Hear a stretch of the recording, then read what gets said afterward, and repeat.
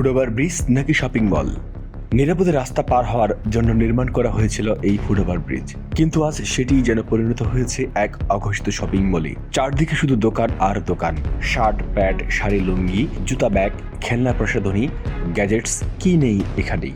প্রশ্ন উঠেছে, এটি কি পথচারীদের ব্রিজ নাকি হকারদের বাজার?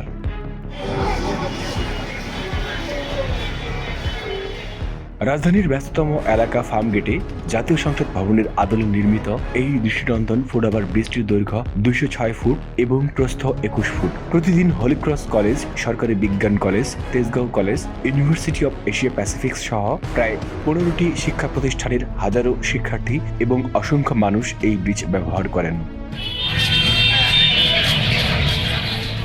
কয়েক মাস আগেই দুই প্রান্তে বসানো হয়েছে চলন্ত সিঁড়ি, কিন্তু অধিকাংশ সময়ই সেগুলো বন্ধ থাকে। আর ব্রিজের দুই পাশ দখল করে বসে থাকা হকারদের কারণে হাঁটার পথও হয়ে পড়েছে সংকীর্ণ, ফলে প্রতিদিন বাড়ছে দুর্ভোগ।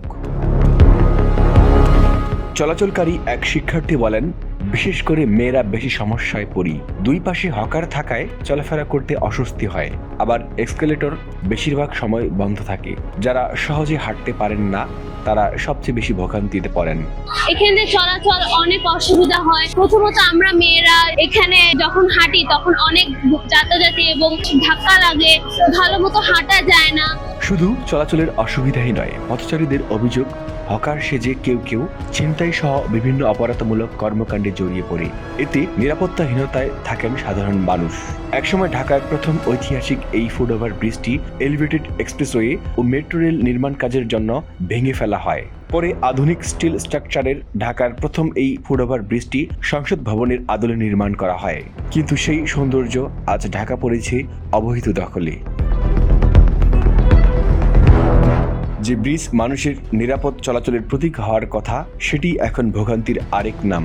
তাই শিক্ষার্থী ও সাধারণ মানুষের দাবি, অবিলম্বে ব্রিজটি হকার মুক্ত করা, এসকেলেটর নিয়মিত চালু রাখা এবং সার্বক্ষণিক নিরাপত্তা নিশ্চিত করা। এখন দেখার বিষয়ে সংশ্লিষ্ট কর্তৃপক্ষ কবে ফিরিয়ে দেয় এই ব্রিজের প্রকৃত পরিচয়। আল আমিন, দৈনিক এদিন।